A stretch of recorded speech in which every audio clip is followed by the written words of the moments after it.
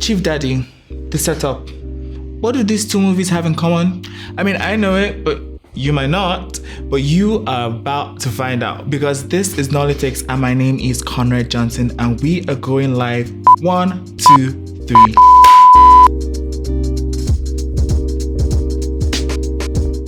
Now, just like Hollywood likes to make sequels, Nollywood also loves to make sequels. We even make like 3 versions of a movie, to be fair. And after the success of The Wedding Party 1, which made a gazillion nairas for Muabudu and the people at Ebony Life, they decided to make a sequel and they made The Wedding Party 2.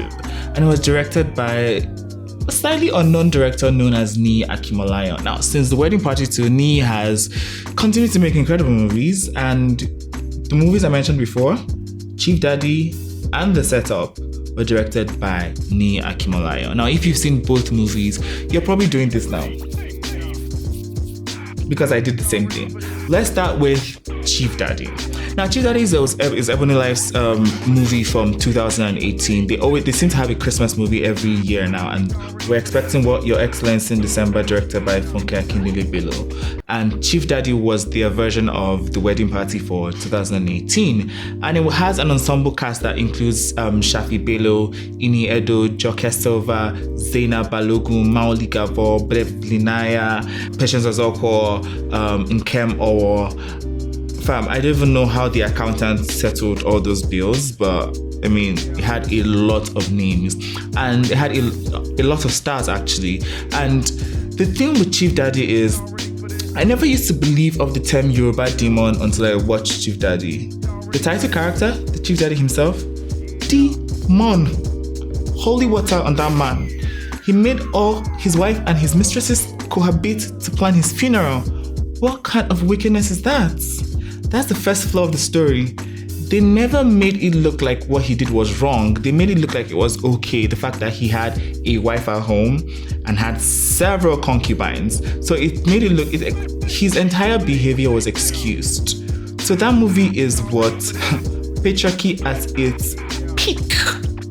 Misogyny, extra, all of them merged together. That movie was a total mess. Had cheap laughs.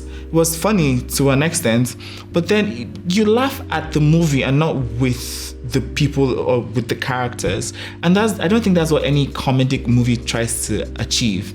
You try to get people to laugh, with you, but not at your movie. And Chief Daddy, while it was it was well shot, Niyi Akinmolayan had a good eye for imagery and his camera always gets the right shots, but the story was just lacking. I feel like they could have done so much more with the story. They could have explored so many things and still kept it as a good comedy. You have so many talented people in one room, under one roof rather, and it's a shame that you fail to utilize all of them. It was a shame. But stand-up performances, definitely, I'll give it to Kate Henshaw, give it to Funke Akindele-Bello. Joke Silva, as usual, held her own. Is there any movie where Joke Silva doesn't hold her own? She's like our Meryl Streep. If we had a proper award show, she would be getting a nomination almost every year. Moving to Niyi's second movie, The Setup came out this year, and The Setup is definitely one of my favorite Nollywood movies ever. So when you think about the fact that Niyi directed Chief Daddy and directed this one, it's mind-blowing. It's like, you're like, Houseway, how did you do it? Because The Setup is incredible. It had literally the best story I've seen for a Nollywood movie since The Figurine. The Figurine was the first Nollywood movie I ever saw where I couldn't predict the end. And the same thing happened with The Setup. Although The Setup tried to be too smart, at some point it felt like, we get it, at some point it became too much, there was just too much going on with the movie. But did I lose interest at any point? No. And that's what every movie is supposed to do. It's supposed to drag you in and make you, you get invested in the character. Now, The Setup stars Tinamba Adesoye Tomi giving the best performance I've ever seen her give. Kehinde Bankole from Super Story. If you watch Super Story growing up, you will know Kehinde Bankole. She's a phenomenal actress. Kehinde Bankole, there's Joke Silva, there's Jim Ike, there's Dakore Akonde, there's Ayo Ayola. I think that's his full name. I always get that confused. Whether it's Ayo or something. Yeah, he's there too. And everybody brought their A game. Dakore was incredible as the sports heiress who has like an ulterior motive behind her actions. Same thing with Joke Silva. Tinamba was terrifying. Like every time she came on the screen, I was like, what is she going to do next? Adesuwa Itomi was watching the setup. I'm excited to see her next action movie called Muna, where she plays like is Zoe Saldana Colombiana thing, like a revenge thing. But yeah, the setup was really, really good, and the performances were good. The directing was really good.